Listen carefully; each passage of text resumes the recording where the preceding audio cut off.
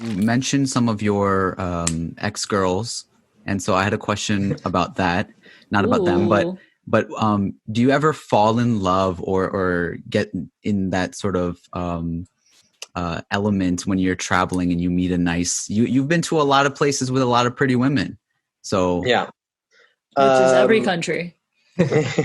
Yeah, I think I've never like had a vacation fling, I think, really. Or I like think you need to go back to all the countries all over again. you know, I think I mean, when I've been in a place a longer amount of time, for sure. What I don't want to be is that traveler who is like on the prowl or something. Like if something happens, that's great and fun. Looks for a hookup in the city before they leave.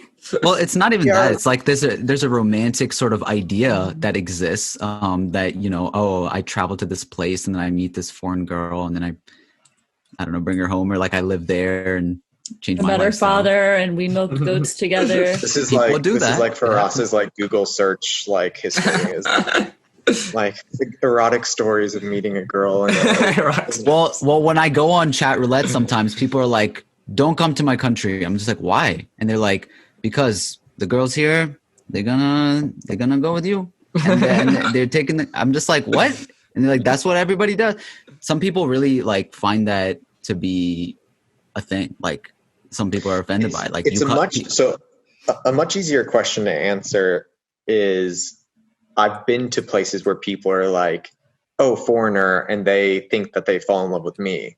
But they fall in love with that visa.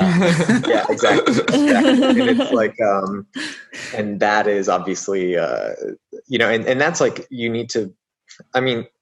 He said, I don't fall in love with girls. They fall in love with me. I just think you have to, if you're only in a place for like a week, I don't think I would fall in love with somebody if I knew I wasn't going to be there very long. And I feel like it's like wrong to kind of do that. And that's like a kind of, that's like the worst, that's like a type of like non-consent, right? If someone thinks, "Oh, this means forever," and you're like, "My flight's in 2 days," so, that makes it even more like, how you want more what you can't have. Star-crossed lovers. Have you guys watched Money Heist yet? There's like the show on Netflix. No, but I've heard it's great. Yeah. So they, the whole season is like in 2 days, like 48 hours technically, right? Like and there's all these love stories. And I'm like, these people, like that's not how it works. Like, of course, in a season, you have to put love stories in.